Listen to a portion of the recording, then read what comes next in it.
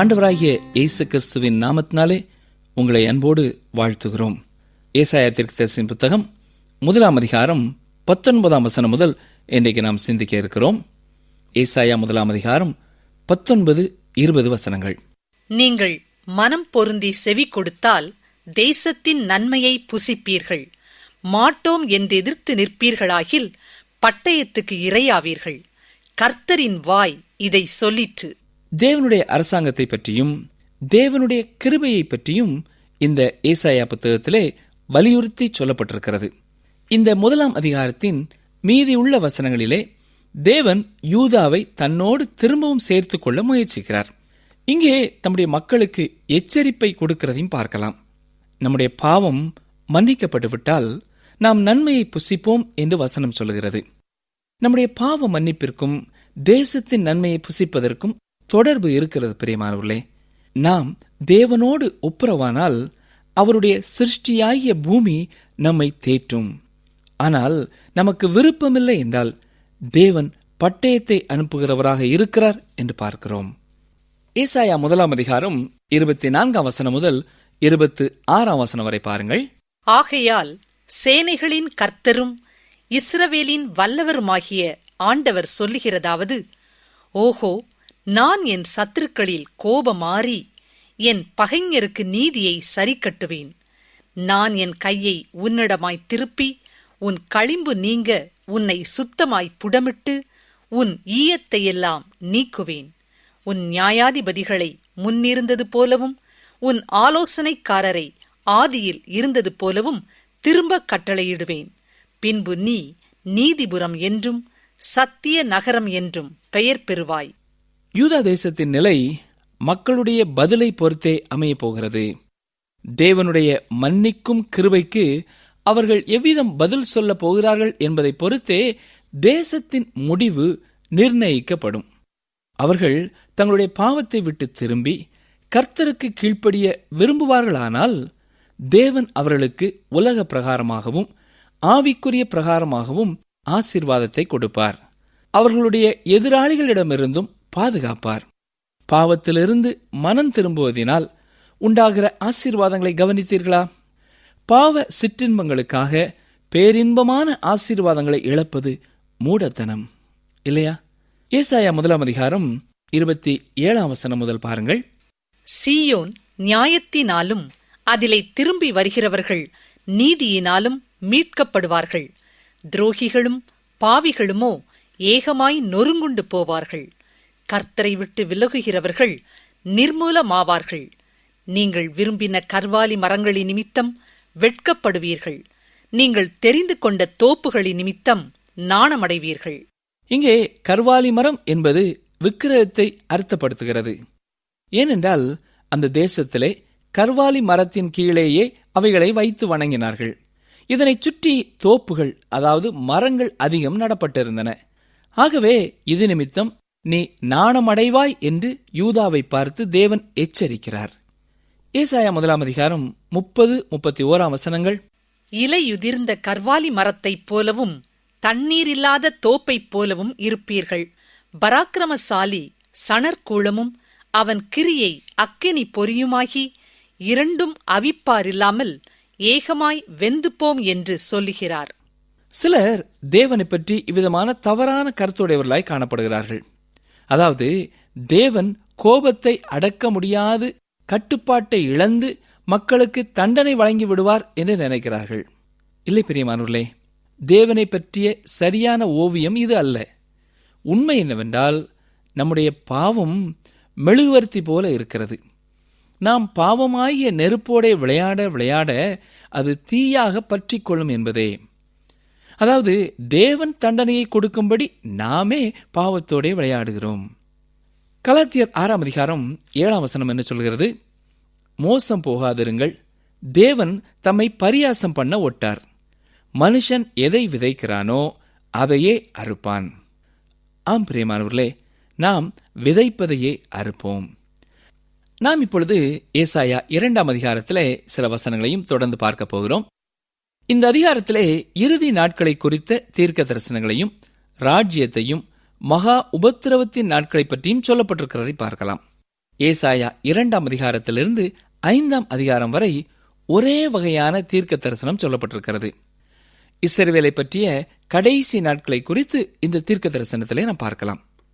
தேவன் இஸ்ரவேல் கோத்திரமாகிய 12 கோத்திரங்களையும் தன்னோடு சேர்த்து கொள்ள முயற்சிக்கிறதை இந்த அதிகாரத்திலே நாம் பார்க்கலாம். தேவன் எப்பொழுதுமே இஸ்ரவேலின் கோத்திரங்கள் அனைத்தையும் ஒன்றாக சேர்த்தே பார்க்கிறார். அதை ஒரே தேசமாகவே அவர் காண்கிறார். இஸ்ரவேல் தேசத்தின் இறுதி நாட்களுக்கும் சபையின் கடைசி காலத்திற்கும் அநேக வித்தியாசங்கள் உண்டு. இந்த அதிகாரங்களிலே தேவன் சபையை குறித்து கூறவில்லை. ஏனென்றால் அப்போஸ்தலனாகிய பவுல் சொல்லும் பொழுது சபையை பற்றிய ரகசியம் பழைய ஏற்பாட்டிலே வெளிப்படுத்தப்படவில்லை என்று சொல்கிறார். ரோமர் 16ஆம் அதிகாரம் 25ஆம் வசனத்தை பார்க்கும் பொழுது, ஆதி காலம் முதல் அடக்கமாயிருந்து இப்பொழுது தீர்க்க தரிசன ஆகமங்களினாலே அனாதி தேவனுடைய கட்டளையின்படி வெளியரங்கமாக்கப்பட்டதும் சகல ஜாதிகளும் விசுவாசத்திற்கு கீழ்ப்படியும்படிக்கு அவர்களுக்கு அறிவிக்கப்பட்டதுமாயிருக்கிற ரகசியத்தை வெளிப்படுத்துகிறதான என்று சொல்லப்பட்டிருக்கிறதை நாம் பார்க்கலாம். அப்படியானால் ஏசாயா கூறுகிற இந்த காரியங்கள் திருச்சபையை பற்றியதானால் பவுலப்போஸ்தலனுடைய காலத்திலே இது புதிய வெளிப்பாடாக இருந்திருக்க முடியாது. சபையை பற்றின காரியம் ஆதி காலம் முதல் அடக்கமாயிருந்தது. அப்போஸ்தலனாகிய பவுல் காலத்திலிருந்து இன்று வரை தேவன் சபையின் மூலம் தன்னுடைய செய்தியை உலகத்திற்கு கொடுக்கிறார். இருந்த போதிலேயும் சபையானது எடுத்துக்கொள்ளப்படும் நாட்களில் உலகை விட்டு அது நீக்கப்படும். ஏசாயாவின் செய்தியானது சபையின் காலத்தையும் தாண்டியதாயிருக்கிறது. தேவன் புதிய முறையிலே செயல்பட ஆரம்பிக்கும் நாளை குறித்து இங்கே ஏசாயா சொல்கிறார். நாம் இதை மகா உபத்திரவத்தின் காலம் என்று அழைக்கிறோம். இந்த காலத்தின் இறுதியில் அவர் தம்முடைய ராஜ்யத்தை ஸ்தாபிப்பார் என்று உறுதியாக விசுவாசிக்கிறோம். ஏசாயா 2ஆம் அதிகாரம் 1ஆம் வசனம். ஆமோத்சின் குமாரனாகிய ஏசாயா யூதாவையும் எருசலேமையும் குறித்து கண்ட தரிசனம். இங்கே ஏசாயா யூதாவையும் எருசலேமையும் குறித்து குறிப்பிட்டு தெளிவாக கூறுகிறார். இதிலே உருவகப்படுத்தி எந்த ஒரு கருத்தையும் சொல்லவில்லை. அதே போல சில இடங்களிலே உருவகப்படுத்தி கூறும்பொழுது அதை உருவகம் என்றும் அவர் தெளிவுபடுத்தி இருக்கிறதை நாம் பார்க்கலாம். எனவே இங்கே குழப்பத்திற்கு எந்த இடமும் இல்லை. ஆகவே பிரியமானவர்களே, வேத வசனங்களுக்கு தீர்க்க தரிசனங்களுக்கு தங்கள் விருப்பம் போல விளக்கம் சொல்லும் மக்களுக்கு எச்சரிக்கையாயிருங்கள். இவர்கள் தாங்கள் சொல்ல விரும்பின கருத்துக்களை அதற்கு சாதகமான வசனங்களை எடுத்து வைத்துக் கொண்டு தங்கள் மனதிலே தோன்றின கருத்துக்களை சொல்லுவார்கள். இப்படிப்பட்ட சபைகளுக்கு ஊழியர்களுக்கு நாம் கவனமாய் இருக்க வேண்டியது அவசியம். ஏசாயா 2ஆம் அதிகாரம் 2ஆம் வசனம். கடைசி நாட்களில் கர்த்தருடைய ஆலயமாகிய பர்வதம் பர்வதங்களின் கொடுமுடியில் ஸ்தாபிக்கப்பட்டு மலைகளுக்கு மேலாய் உயர்த்தப்படும். எல்லா ஜாதிகளும் அதற்கு ஓடி வருவார்கள். இங்கே கடைசி நாட்களில் கர்த்தருடைய ஆலயமாகிய பர்வதம் பர்வதங்களின் கொடுமுடியில் ஸ்தாபிக்கப்பட்டு என்று சொல்லப்படுவது சபையினுடைய கடைசி நாட்களை குறிக்கவில்லை. ஏனென்றால் சபையினுடைய கடைசி நாட்கள் என்பது ஆவிக்குரிய வீழ்ச்சியை உடைய காலமாகும். அப்போஸ்தலனாகிய பவுல் தீமோத்தேயுக்கு எழுதின 1வது 2வது நிருபங்களிலே இதை தெளிவுபடுத்தி இருக்கிறார். வாசிக்கிறேன். 1 தீமோத்தேயு 4ஆம் அதிகாரம் 1ஆம் வசனம் பாருங்கள். ஆகிலும் ஆவியானவர் வெளிப்படையாய் சொல்லுகிறபடி பிற்காலங்களிலே மனசாட்சியில் சூடுண்ட பொய்யருடைய மாயத்தினாலே சிலர் வஞ்சிக்கிற ஆவிகளுக்கும் பிசாசுகளின் உபதேசங்களுக்கும் செவி கொடுத்து விசுவாசத்தை விட்டு விலகி போவார்கள். பிற்காலங்களிலே உள்ள சபைக்கும் கடைசி நாட்களிலே உள்ள இஸ்ரவேலுக்கும் உள்ள வித்தியாசத்தை நீங்கள் தெளிவாக காண முடியும். இவை இரண்டும் ஒன்று அல்ல, சம காலத்தை சார்ந்தவையும் அல்ல. இதை நன்றாக அறிந்து கொள்ளுங்கள். சில காரியங்கள் ஒன்று போல காணப்பட்டாலும் இவை இரண்டும் ஒரே காலத்தை குறிப்பிடுகிறவைகள் அல்ல. இதை நாம் முக்கியமாக கவனிக்க வேண்டும். இந்த வசனத்திலே கடைசி நாட்கள் என்று சொல்லப்படுவது மகா உபத்திரவத்தின் காலத்தை குறிக்கிறது. இயேசு கிறிஸ்து பூமிக்கு வந்து தம்முடைய ராஜ்யத்தை ஸ்தாபிக்கும் போது இந்த உபத்திரவத்தின் காலம் முடிவுக்கு வரும்.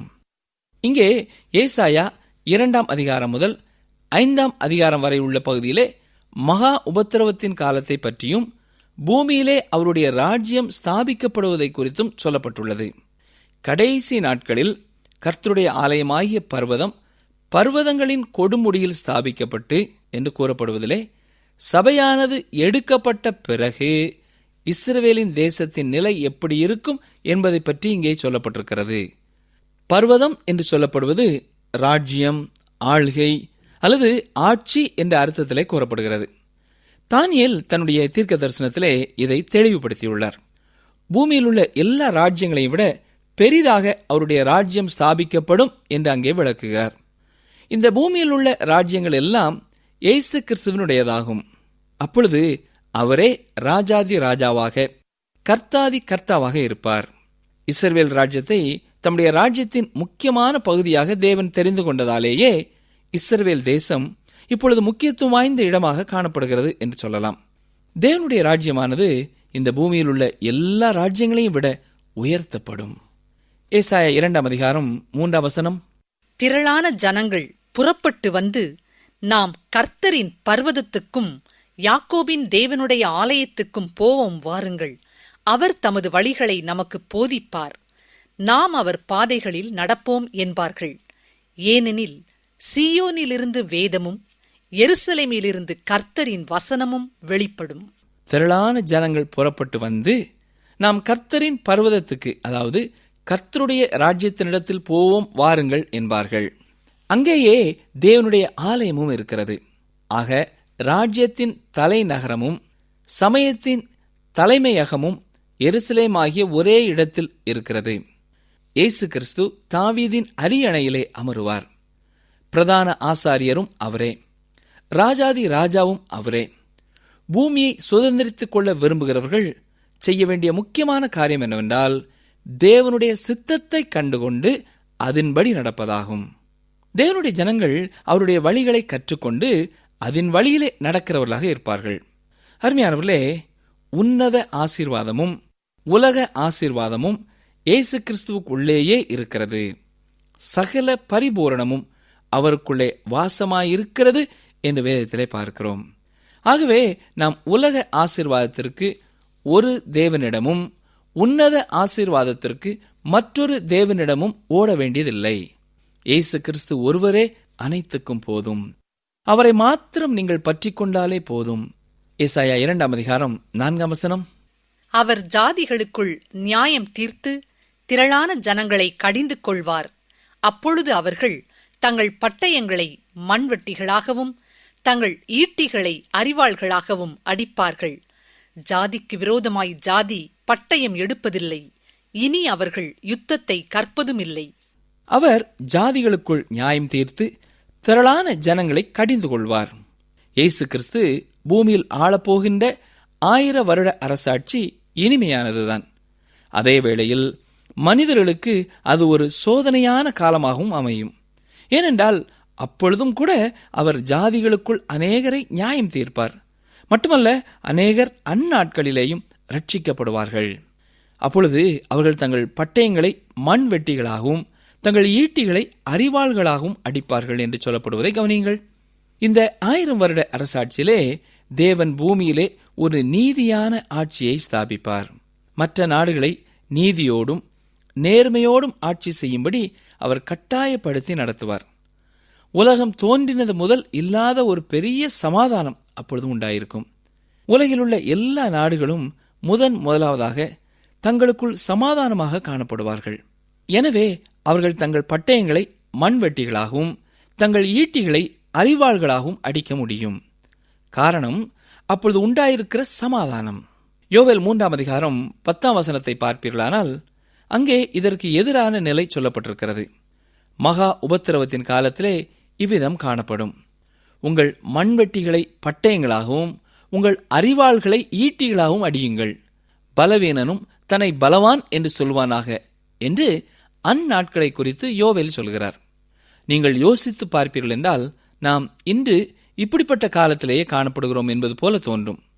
நமக்கு சமாதானமும் பாதுகாப்பும் வேண்டுமென்றால் சட்ட ஒழுங்கு தேவையாயிருக்கிறது. நாட்டையும் மக்களையும் காக்க ஆயுதம் ஏந்திய வீரர்கள், காவலர்கள் அவசியமாயிருக்கிறார்கள். ஆனால் இயேசு கிறிஸ்துவின் ஆட்சியிலே பட்டயங்கள் மண்வெட்டிகளாக அடிக்கப்படும், ஈட்டிகள் அரிவாள்களாக அடிக்கப்படும்.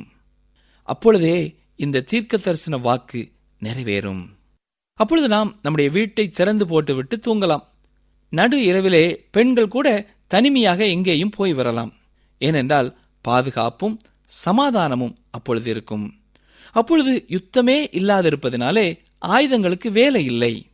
எனவே விவசாயம் செய்வதற்கு, தோட்ட வேலைகளை கவனிப்பதற்கு அவை மண்வெட்டிகளாகவும் அரிவாள்களாகவும் செய்யப்பட வேண்டியதிருக்கிறது. இயேசு கிறிஸ்து ஸ்தாபிக்கும் அரசியல் முழுவதும் சமாதானமே வழிந்தோடும். ஏனென்றால் அவர் சமாதான பிரபு. அருமையானவர்களே, இயேசு கிறிஸ்துவை தவிர வேறு எந்த நபரும், வேறு எந்த நிறுவனமும், எந்த அமைப்பும் உலகத்திலே இன்றும் என்றும் சமாதானம் தர இயலாது. இயேசு கிறிஸ்துவின் ஆட்சி உலகத்திலே ஸ்தாபிக்கப்படும் வேளையிலே பரிபூரண சமாதானம் உண்டாயிருக்கும். அதிலே பங்கு பெறுவோர் பாக்கியவான்கள்.